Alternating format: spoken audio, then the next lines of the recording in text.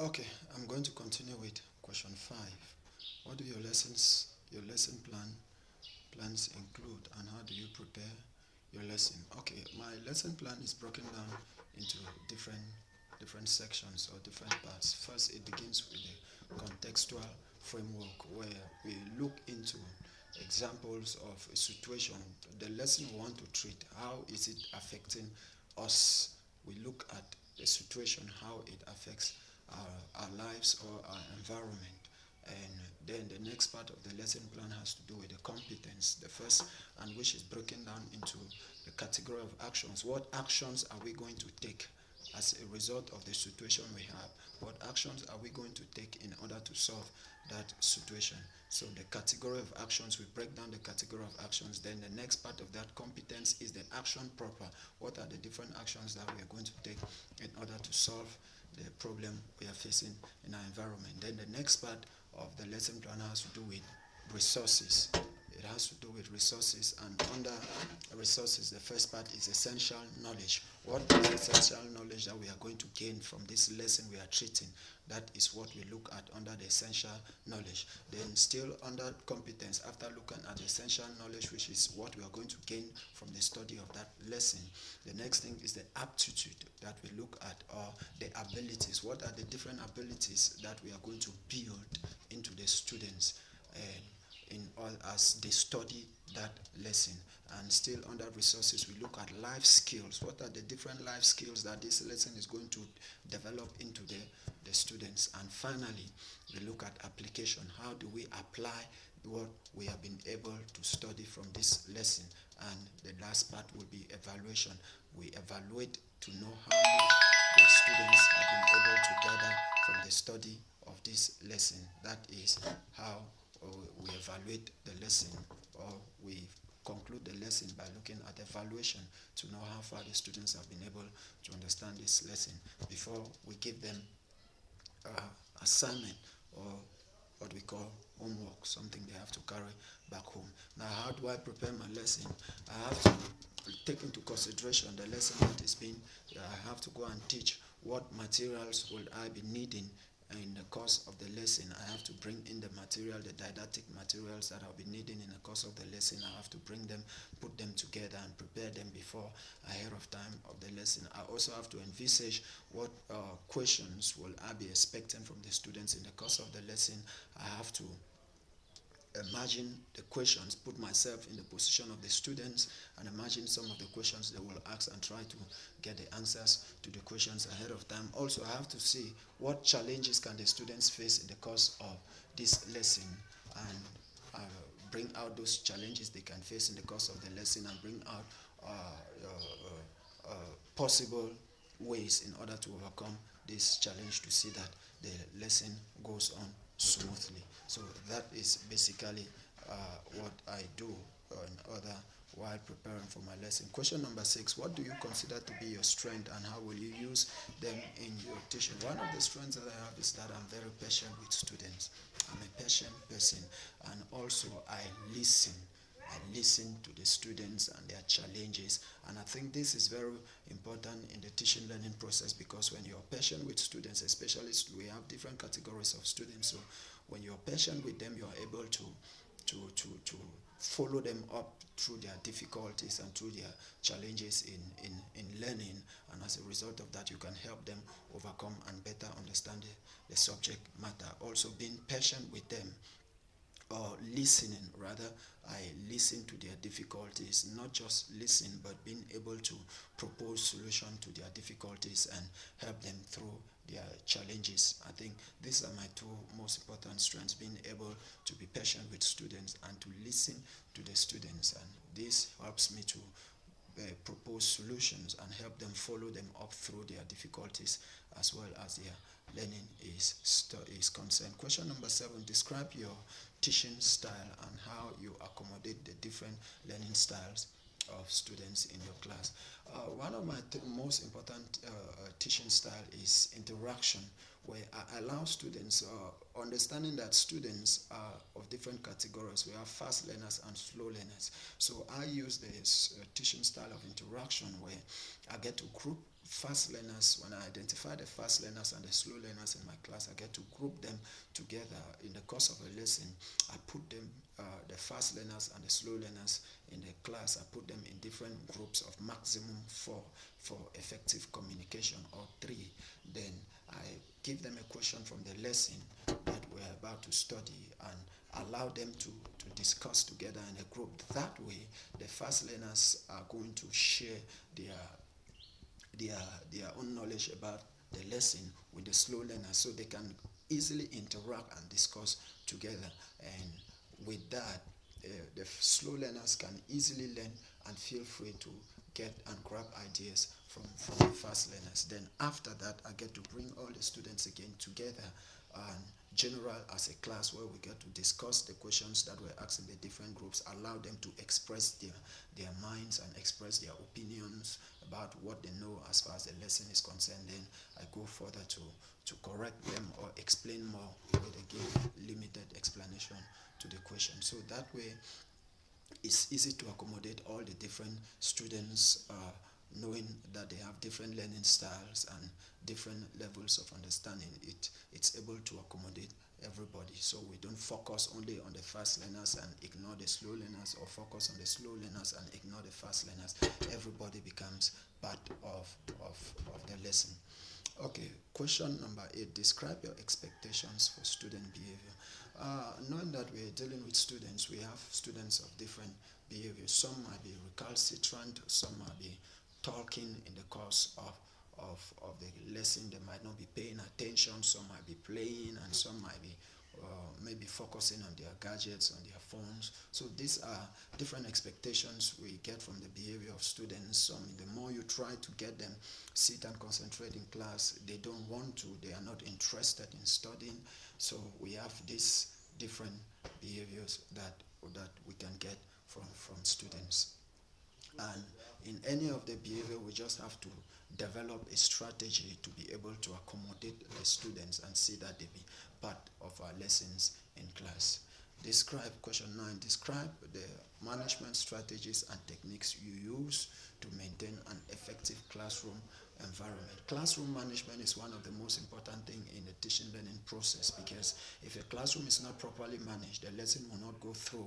So in the strategies and techniques I use, it depends on the nature of the classroom that I have and the nature and behavior of the students that I have. So if I have students that make a lot of noise, some play in the course of the lesson, one of the strategies that I do is that when I have such students sitting together, I have to swap their positions. I have to change their sitting position in the course of the lesson, so that they don't get to sit close to the person or the next student they communicate with frequently. So I do a swap of their position.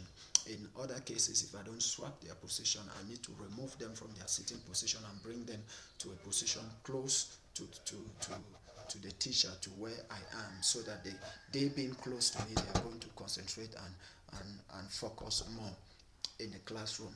Then in extreme cases where I have students who are extremely disturbed in the course of the class, and after applying all the strategies I can in order to ensure that they focus in class and they can, then I'll need to draw the attention of my superiors, and so they can propose a better solution on how to deal with this student in order to concentrate in class. Question number 10.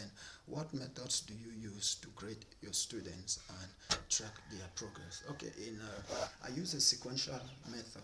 In a sequential method, we can teach students, we can have lessons for about 2 weeks, and after that, we give a sequence to test their knowledge on how much they have been able to understand the lessons that we've had so far. So we teach them. After teaching for a period of say 2 weeks, we give a test or a sequence. That's why it's called sequential method of evaluation, where we progress, we evaluate their progression as we are teaching and going. We give a sequence to know how much they have been able to understand as far as this lesson is concerned. And from that sequence that they have, we can be able to know whether they are progressing in their studies. We are also able to track their progression.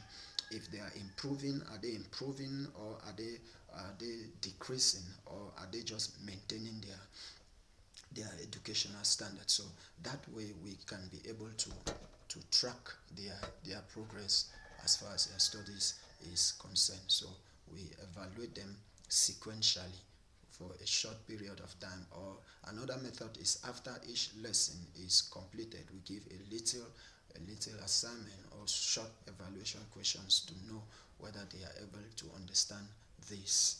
And also at the end of each term we have terminal exams that we give, and at the end of the term we are able to evaluate if this student is doing well, is improving in his or her studies. Question number 11. Do you use technology in your classroom? If so, please explain how you use it, and do you find it useful? Yes, I use technology in my classroom.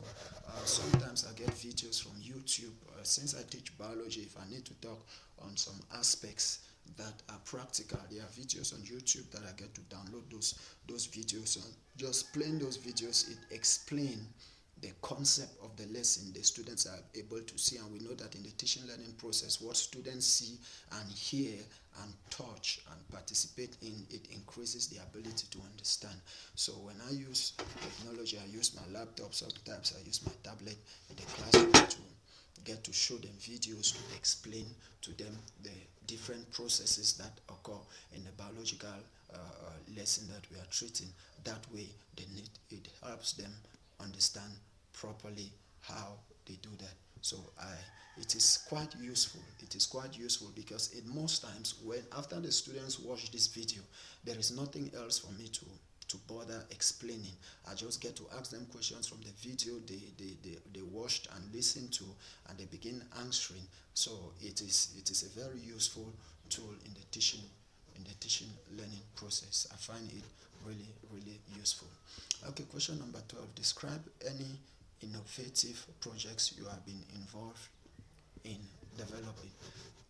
Well, in the environment where I teach is a typical rural environment. It's a village setting, and in this environment, I discovered that most of the students were always complaining of stomach issues and health issues related to their stomach, and some fever and all of that. After doing a thorough research, I get to discover that most of them consume poor. They have poor living conditions in the house, and the water they consume is not of good quality. And also some of them sleep under environments that is full of grass that influences mosquito bites and leading to malaria.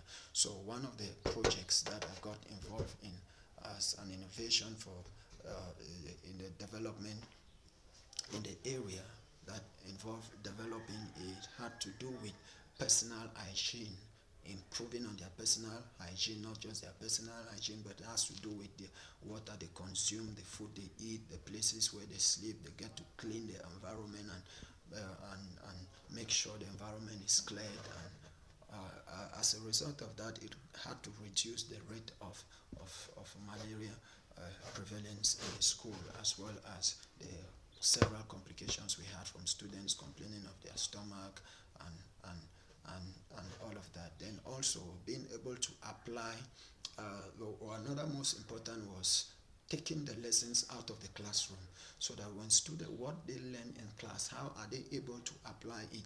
And I remember one of the cases in Form 2 where we had to do study yeast and how yeast is used commonly. I had to get the students in a project where some of them were able to go back home and they were able to use yeast and produce bread. And it was kind of amazing for them because they didn't think they were going to do that, and they came back with it to school. Some were able to use it to ferment alcohol, to ferment fruits in order to produce alcoholic drink locally. That was actually something very innovative for me and for the students also. And they were very happy to see that they were able to locally use what they have in their environment to produce certain things like bread, like wine, and all of that. Okay, question number 13. Tell us about a golden teaching moment. Wow. One of my golden teaching moments is when I was doing a part-time. I was a part-time teacher in a school, and when I got there, I discovered that they had a lot of challenge with their biology. And when I began teaching in that school, I discovered that the love and passion for the subject had to increase.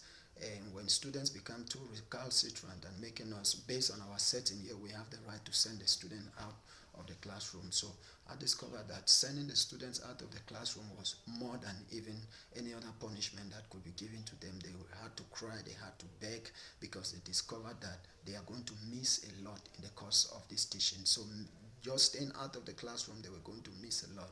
So I felt it was a golden moment for me, where I could grab students. I could make sure that they understand the concept, the lesson properly. They were willing to stay in the classroom, even if when the hours of teaching for that lesson is over, they want the lesson to continue, and they wish we could always have that lesson, our lessons over and over.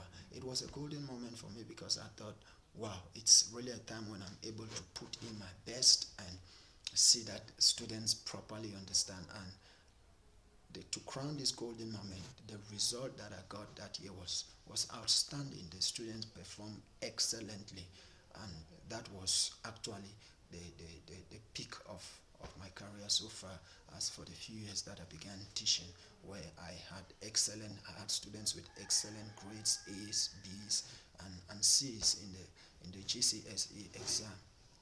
So it was a wonderful moment for me. Okay, what do you feel is the most effective way to communicate with parents, and describe how you've used this technique? I think for me, one of the most effective ways of communicating with parents is to invite them to school and get to talk with them one on one, because I tried a technique of writing a letter to give to the students, to give to their parents, about their behavior in school, especially when they are not performing. We evaluate their progress in education. We see that they are not progressing. You got to write a letter to send to the parents, trying to explain to them about the challenges the students are having. Also, sometimes when the students disturb in class, they don't get to concentrate in the course of the lesson. We write a letter and send to the teachers, but that didn't help.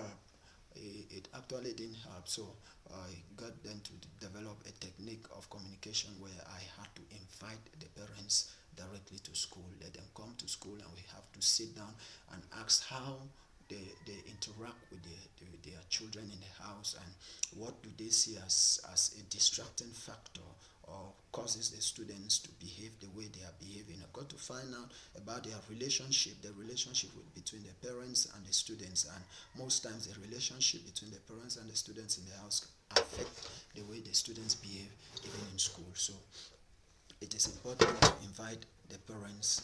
I invite them, I present what the students do in school, and get to ask the parents what is their relationship in the house, and why do they think the students behave the way they do. And from there, we are able to bring out a solution to why the students are behaving that way, and also to let the parents know the progression of their students, of their children in school as they study. Okay, question number 15. I think that should be the last question. Have you ever worked in the United States before? No, I've never worked in the United States before. And it's my first time applying for a job, a teaching position in the United States. Thank you very much. This is Bisam Paul. Thank you for this interview session.